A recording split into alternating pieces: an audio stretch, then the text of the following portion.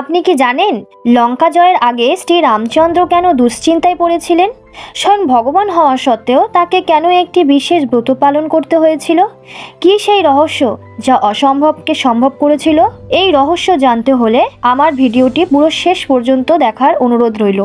ত্রেতা যুগে ভগবান শ্রীরামচন্দ্র যখন সীতা দেবীকে উদ্ধার করার জন্য লঙ্কার দিকে অগ্রসর হচ্ছিলেন, তখন তিনি তার বানর সেনাকে নিয়ে সমুদ্র তীরে এসে পৌঁছান। সামনে ছিল বিশাল সমুদ্র, যা পার হওয়া প্রায় অসম্ভব ছিল। রাবণ এবং তার শক্তিশালী রাক্ষস বাহিনীর বিরুদ্ধে জয়লাভ করা এবং এই দুস্তর সমুদ্র পার হওয়ার উপায় খুঁজতে শ্রীরামচন্দ্র চিন্তিত হয়ে পড়েন। তখন তিনি তার অনুজ লক্ষণের পরামর্শে সমুদ্র তীরের কাছেই আশ্রমে থাকা মহর্ষি বকালভ্যের কাছে যান এবং শ্রীরামচন্দ্র মুনিবরকে জিজ্ঞাসা করেন কিভাবে তিনি এই বিশাল সমুদ্র পার হবেন এবং লঙ্কা জয়ে সফল হবেন। মহর্ষি বকালভ্য তখন তাকে ফাল্গুন মাসের কৃষ্ণপক্ষের বিজয়ী একাদশী ব্রত পালন করার পরামর্শ দেন। তিনি আরও বলেন, এই একাদশীর শক্তি এতটাই যে এটি ব্রহ্মহত্যার মতো ঘোর পাপ থেকেও মুক্তি দিতে পারে এবং ভক্তকে করে তোলে অপরাজেয়।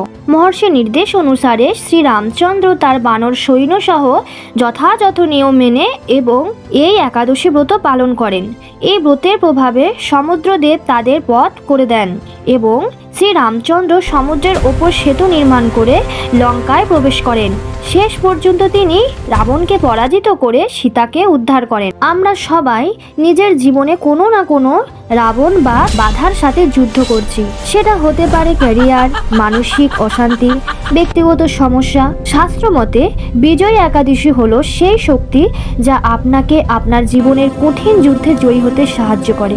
এটি কেবল একটি উপবাস নয়, এটি হলো বিজয়ের সংকল্প। প্রতি বছর ফাল্গুন মাসের কৃষ্ণপক্ষে এই একাদশী পালিত হয়। এই বছর 2026 সালে এই পবিত্র তিথিটি পড়েছে 13ই ফেব্রুয়ারি শুক্রবার। আপনার জীবনের বাধা দূর করতে এই পবিত্র তিথিটি মিস করবেন না। ভিডিওটি শেয়ার করে আপনার প্রিয়জনদের জানিয়ে দিন এবং এমন আরও তথ্যের জন্য আমার চ্যানেলটিকে ফলো করুন। জয় শ্রীরাম।